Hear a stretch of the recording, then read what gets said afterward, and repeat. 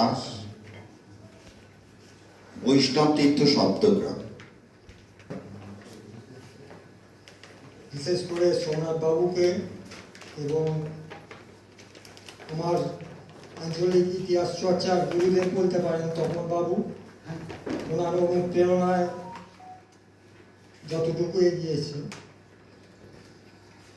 তো আমার বিষয় আলোচনার আগে একটু বলে নিই, আমার আগের বক্তা বলে গেলেন, উনি বক্তব্যের প্রথম দিকে একটু বলেছিলেন নিত্যানন্দ প্রভু যে বিবাহ করেন, এই বিবাহ যে একই পরিবারের দুই মেয়েকে বিয়ে করেন এবং তাকে বিবাহে সহযোগিতা করেছিলেন রঘুনাথ দাস গোস্বামী। কিন্তু আমি হুগলি জেলার ইতিহাস এবং চৈতন্য ভগবতে দেখেছি বিবাহের ব্যাপারে ওনাকে সহযোগিতা করেছিলেন সপ্তগ্রামেরই বাসিন্দা উদ্ধারণ দত্ত ঠাকুর। এইখানটা আমার একটু খটকা লেগেছে, কারণ রঘুনাথ দাস গোস্বামীর ওপরই আমি কাজ করছি এখন। এটা এই সম্পর্কে আমি আমার বক্তব্যে চলে যাচ্ছি। সরস্বতী নদীর তীরে রঘুনাথ দাস গোস্বামীর শ্রীপাঠ এখনও আছে এবং আমার কিছুদিন আগে বইমেলার আগে, কলকাতা বইমেলার আগে একটি বই বেরিয়েছে সরস্বতী নদী সভ্যতা, যে বুক স্টোর্স থেকে। সেই সরস্বতী নদীর ওপর কাজ করতে গিয়ে যেটা আমার বিশেষভাবে আকর্ষণ করেছে, সপ্তগ্রাম হচ্ছে একটি বাণিজ্য কেন্দ্র। সেই বাণিজ্য কেন্দ্রে ওখানে জন্মগ্রহণ করেছিলেন রঘুনাথ দাস গোস্বামী। রঘুনাথ দাস গোস্বামী ছিলেন গোবর্ধন দাস গোস্বামীর পুত্র। গোবর্ধন দাস মজুমদার এবং তার জ্যাঠামশাই হিরণ্য দাস মজুমদার, এই দুই ভাইয়ের তখন সপ্তগ্রাম লোকের এরা জমিদার ছিল।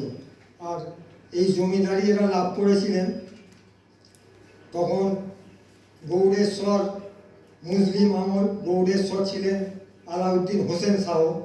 তার রাজত্বকালে এরা এই সপ্তগ্রাম মুলুকের জমিদারি আদায় করেছিলেন।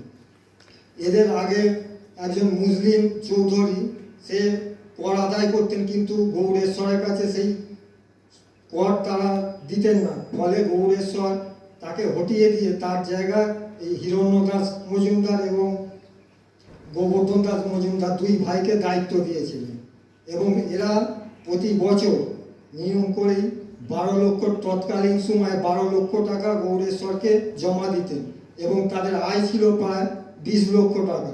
এছাড়াও তারা অন্যান্য করও আদায় করতেন। ফলে একটা বিরাট অঙ্কের তাদের ধন সম্পদ গড়ে উঠেছিল এবং সরস্বতী নদীর তীরেই সপ্তগ্রামের কৃষ্ণপুরে তাদের ছিল রাজপ্রাসাদ। তারা জমিদার হলেও সমাজের চোখে তারা রাজার মতো সম্মানে বাস করতেন এবং সেই পরিবারেরই উত্তরসূরি হচ্ছেন রঘুনাথ দাস গোস্বামী। তিনি জন্মগ্রহণ করেছিলেন 1494 খ্রিস্টাব্দে, আবার কোনো কোনো বইতে 1495 দেখানো হয়েছে। সময়টা হচ্ছে তখন মুসলিম আমল, হোসেন শাহ রাজত্ব চলছে এবং সেই গোবর্ধন দাস মজুমদার এবং হিরণ্য দাস মজুমদার এদের দানে শুধু সপ্তগ্রাম নয়, সপ্তগ্রামের আশেপাশে যেসব শহর নগর তখন ছিল, তাদের টোল ছিল, সেইগুলো তারা নানা রকমভাবে অর্থ সাহায্য করত, করে তারা একটা সমাজের চোখে খুব মান্যগণ্য হয়েছিলেন। এবং সেই সময় রঘুনাথ গোস্বামী জন্মগ্রহণ করছেন। জন্মগ্রহণ করার পরে এত বড় সম্পত্তি, কিন্তু এই সম্পত্তির ওপরে তার দেখা যাচ্ছে লোভ নেই। সে ছোটোবেলা থেকেই শ্রী চৈতন্যদেবের সংস্পর্শে আসার জন্যে বারে বারে দেখা যাচ্ছে সে বাড়ি থেকে পালিয়ে যাচ্ছে। ছোটোবেলায় যখন তাকে তার শিক্ষার জন্যে তার গুরুদেবের বাড়িতে দেয়া হলো, সেই গুরুদেবের বাড়িতে কিছুদিন এসেছিলেন হরিদাস ঠাকুর এবং হরিদাস ঠাকুরের সংস্পর্শে বারবার রঘুনাথ ছোটোবেলা থেকেই সান্নিধ্য লাভ করায় তার মনের ভেতরে এই চৈতন্য প্রেম, কৃষ্ণ প্রেম ছোটোবেলা থেকে তার মধ্যে উদয় হয়েছিল এবং সে সবসময় চেষ্টা করেছে কিভাবে এই সংসারের মায়া জাল কাটিয়ে চৈতন্য মহাপ্রভুর কাছে সে যেতে পারবে। এবং বারবার পালানোর চেষ্টাও করেছে বাড়িতে, কিন্তু তার বাবা জ্যাঠা যেহেতু একটাই বংশের সন্তান, এত বড় সম্পত্তি কে রক্ষা করবে, তাকে সবসময় পাহারা দিয়ে রাখতো যাতে না চলে যেতে পারে।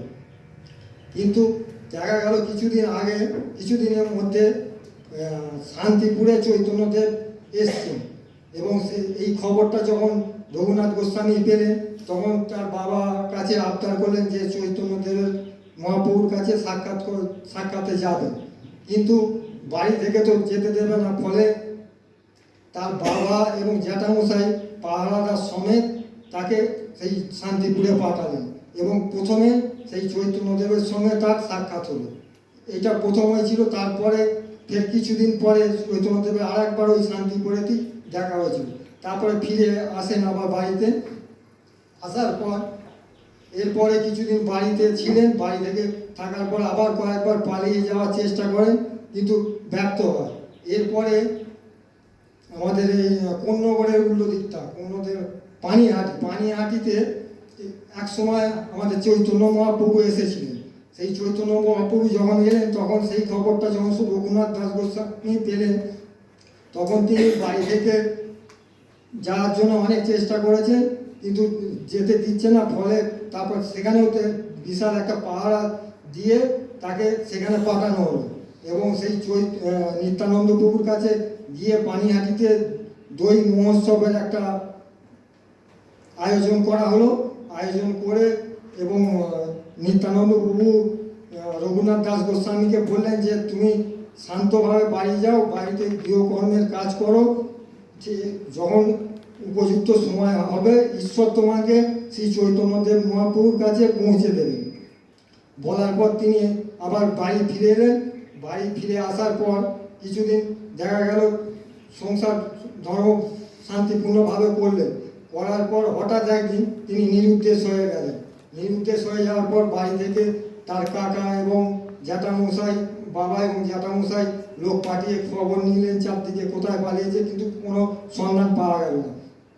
তখন তারা ঠিক করলেন যে তাহলে নিশ্চিত পুরীর দিকে চৈতন্যদেব মহাপ্রভু তখন পুরী চলে গেছে। চৈতন্যদেব মহাপ্রভুর কাছে যদি পুরীতে যায়, পুরী থেকে বঙ্গ থেকে সব একদল তীর্থযাত্রী পুরীতে যাচ্ছে, সেই তীর্থযাত্রীর কাছে একটা দল পাঠালেন তার বাবা, যাতে ওই দলের সঙ্গে যাচ্ছে কিনা দেখার জন্য, কিন্তু দেখা গেল সেখানেও যায়নি। তখন তারা ভীষণভাবে ভেঙে পড়লেন, কিন্তু সবাই চোখ আর এড়িয়ে সেই রঘুনাথ দাস গোস্বামী এক সময় পুরীতে চলে গেলেন, এবং সেই চৈতন্যদেব মহাপ্রভুর সান্নিধ্যে এলেন, এবং চৈতন্য মহাপ্রভু তাকে স্বরূপ দামোদরের হাতে সমর্পণ করলেন, এবং স্বরূপ দামোদর দাস তার তত্ত্বাবধানে তার কাছে বেশ কিছুদিন ওখানে ছিলেন, এবং চৈতন্যদেব মহাপ্রভু যতদিন বেঁচে ছিলেন তার সান্নিধ্য লাভ করেছিলেন পুরীর জগন্নাথ মন্দিরে এই রঘুনাথ দাস গোস্বামী, এবং কঠোর তপস্যা করেছিলেন, এবং সমস্ত ভিক্ষাবৃত্তি করে তার জীবন চালিয়েছিলেন। এবং দেখা যাচ্ছে যে তার জীবন এত ধন সম্পদ থাকার সত্ত্বেও তিনি সব কিছু তুচ্ছ করে দিয়ে নিঃস্ব হয়ে গিয়ে সেই ভগবান শ্রীকৃষ্ণের আরাধনায় মত্ত হলেন, এবং শ্রী চৈতন্যদেব মহাপ্রভুর সান্নিধ্য লাভ করলেন। এবং শ্রী চৈতন্যদেব মহাপ্রভু যখন মারা গেলেন ওখানে বা অন্তর্ধান হলেন, তারপরে তিনি সেখান দুঃখে সেই পুরীর মন্দির ছেড়ে দিয়ে তিনি ওখান থেকে বৃন্দাবন চলে গেলেন। এবং বৃন্দাবনে যারা গেছেন তারা দেখবেন রাধাকুণ্ড এবং শ্যামকুণ্ড এগুলো তারই হাতে সংস্কার করা, রঘুনাথ দাস গোস্বামীর হাতে সংস্কার করা, এবং বাকি জীবন তিনি ওখানেই কাটিয়ে এবং ওখানেই তিনি মারা যান। নমস্কার। ধন্যবাদ প্রসেনজিৎ বাবু। যদি এই বিষয়ে কারোর কোনো প্রশ্ন থাকে জিজ্ঞাসা থাকে করতে পারেন। একটা প্রশ্ন আছে, জায়গাটার নাম কি ওই কৃষ্ণপুর যেখানে মাছের? অবশ্যই মাছের মেলা সম্পর্কে বলি। উনি যখন চলে গেলেন ওখানে, যখন ওখানে শ্রী চৈতন্যদেব মহাপ্রভু একটা কৃষ্ণ মূর্তি ওকে দিয়েছিলেন, আর এই কুঞ্জমালা ওই নিয়ে তিনি বৃন্দাবন যাওয়ার আগে একবার দেশে ফিরেছিলেন। দেশে যখন ফিরলেন, দেশের মানুষ সবাই দীর্ঘদিন বাড়ি ফেরেননি। বাড়ি যখন ফিরে এলেন তখন দেশের গ্রামের মানুষ সব জড়ো হয়েছিলেন এবং জড়ো হয়ে তার কাছে আবদার করেছিলেন সেই সময় যে আমের টক এবং ইলিশ মাছ খাওয়ার জন্য। তিনি ওই সরস্বতী নদী থেকে ইলিশ মাছ সংগ্রহ করেছিলেন এবং বাগান থেকে আম সংগ্রহ করেছিলেন, করে সেই রান্না তৈরি করে তাদের খাইয়েছিলেন। ওই মাছের থেকেই মাছের মেলা শুরু, সেই বছর থেকেই 500 বছর ধরে এখনো প্রত্যেক বছর ওই মাছের মেলা চলে আসছে। আচ্ছা, একটা জিনিস যেটা আর একটা প্রশ্ন, যে আমাদের এই জেলার এই যে ঘটনাটা, অর্থাৎ ওই মাছের মেলা, এই নিয়ে কি একটা কোনো ভ্রান্ত ধারণা এখনো আছে মানুষের, যে ওখানে শুধু মদ খাওয়া হয়, মাছ ভাজা হয়, এই জিনিস? ওখানে আপনি যে পবিত্র জিনিসটা আজকে তুললেন, তা এই ধারণাটা তো প্রচার হওয়ার খুব দরকার, যে ওইখানেও যাওয়া উচিত। কারণ আমি গত 4 বছর ধরে ওখানে যাচ্ছি, সেখানকার যা উৎসব, সেখানকার যা পরিস্থিতি অত্যন্ত আনন্দের এবং সংস্কৃতিমূলক। তা আপনি এইটার সম্বন্ধে কতটা সমাজে ছড়িয়ে দিতে পারবেন এই কথা? আচ্ছা, ওই মাছের মেলাটা তো খুব একটা জনপ্রিয় মেলা, কিন্তু ওই বলছে যে মদ ফদ খায়, ওই ব্যাপারটা আমি জানি না। কারণ মাছের মেলায় আমি কোনোদিন আসিনি। আমি যখন এসেছি তখন মেলা চলেনি, ফাঁকা। আমার সব থেকে বাজে লেগেছে চৈতন্যদেবের মহাপ্রভুর এত বড় একজন পার্শ্বদ, কিন্তু তার যে বাসস্থানটা এত খারাপ অবস্থায় আছে, একটা মন্দিরও নেই আর কি। যেখানে বলা হচ্ছে যে তার যখন জন্মগ্রহণ করেছিলেন তখন তার বাবা এবং কাকা জমিদার ছিলেন। তার জীবনের উপলক্ষে আর কি একটা রাধাকৃষ্ণের মন্দির তৈরি করেছিলেন।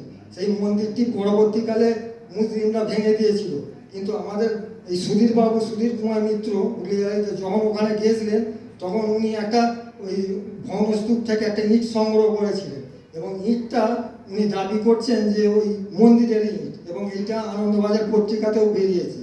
কিন্তু আমার যেটা বাজে লাগছে যে একটা মন্দির, ওখানে অন্তত মন্দিরে একটা থাকা দরকার, সেই জিনিসটা নেই। আর একটা ছোট্ট প্রশ্ন, সেটা হচ্ছে আপনি নদীর ওপর কাজ করেছেন, সরস্বতী নদী আমাদের অত্যন্ত একটা আলোচনা বিষয়। তো বিষয়টা হচ্ছে ইলিশ মাছ ওই ঘাট থেকেই ধরে খাইয়েছে, আপনি একটা কথা বললেন।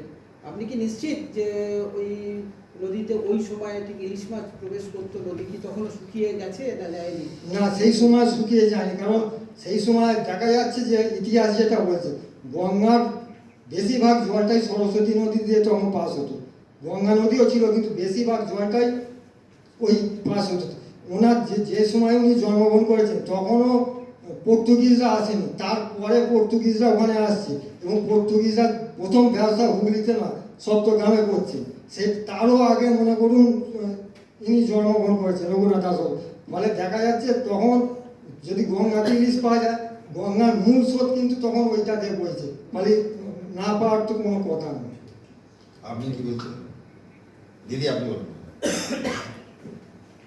এমনি মানে যখন বিভিন্ন জায়গাতে গেছি আর কি, সপ্তগ্রামে, সেখানকার একটা মানে প্রবাদ আছে, পলকাকলি, যার যত সব নেড়ানেড়ি, যত সব গুণে, ধম্ম কম্ম ছেড়ে হলো কীর্তুনে। মানে যারা বুদ্ধিস্ট ছিল তারা আস্তে আস্তে মানে বৈষ্ণব নিয়ে নিল, এবং তার আগে উনিও বললেন যে অনেক বৌদ্ধ মোটিভ পাওয়া গেছে যেগুলো মন্দিরে এখনো আছে।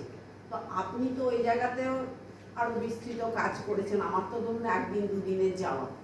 তো আপনার কি মনে হয় যে ওই জায়গায় এখনো মানে বুদ্ধিস্ট কিছু নেড়া নেড়ি বা এই সমস্ত যারা মানে বৌদ্ধ প্রভাব আছে কিনা মেন স্ট্রিমে ঢুকে গেছে কিন্তু কিছুটা এখনো আছে, এরকম কোনো কিছু আছে কি? যেমন আমি কিন্তু কলিশানি অঞ্চলে কিছু খুঁজে দেখেছি, আছে যেগুলো এরকম। আপনি কি পেয়েছেন কিছু? আচ্ছা, আমি বলছি ওই সপ্তগ্রামের ওই অঞ্চলে কোনো নেই, কিন্তু তারপরেই হচ্ছে কিছুটা পরেই হচ্ছে এই আমাদের ত্রিবেণীতে আমি জাফর খান গাজীর যদি দরগায় যান, সেই দরগা তো এখন দরগা এবং মসজিদ, সেই মসজিদ এবং দরগায় দেখবেন বৌদ্ধ, জৈন, তারপরে হিন্দু, বৈষ্ণব, এগুলো নানা রকম মন্দিরের ধ্বংসাবশেষ এখন পাওয়া যায়। এবং ঐতিহাসিকরা দাবি করছেন ওই আমাদের এই এলাকাটায় একসময় অনেক বৌদ্ধ জৈন মন্দির ছিল, মন্দির ছিল, সেইগুলোকেই মুসলিম আমলে ভাঙা হয়েছে, ভেঙে তারই অংশ নিয়ে ওই সবগুলো তৈরি হয়েছে। সেখানে ওখানে কিন্তু পরিষ্কার আমি গিয়ে দেখেছি আর কি, জৈন বৌদ্ধ যে বৈষ্ণব বিষ্ণু মন্দির তার অনেক অংশই মসজিদের ভিতরে আছে। ফলে এই অঞ্চল যে ছিল একসময় এ থেকেই প্রমাণ। ধন্যবাদ প্রসেনজিৎ বাবু, অনেকটা আমরা আপনি সমৃদ্ধ আমাকে হলাম। একটু সহযোগিতা করবেন তো, আমরা যদি যাই আপনার হয়ে। এবারে ইন্দ্রাণী দে, উনি অনেক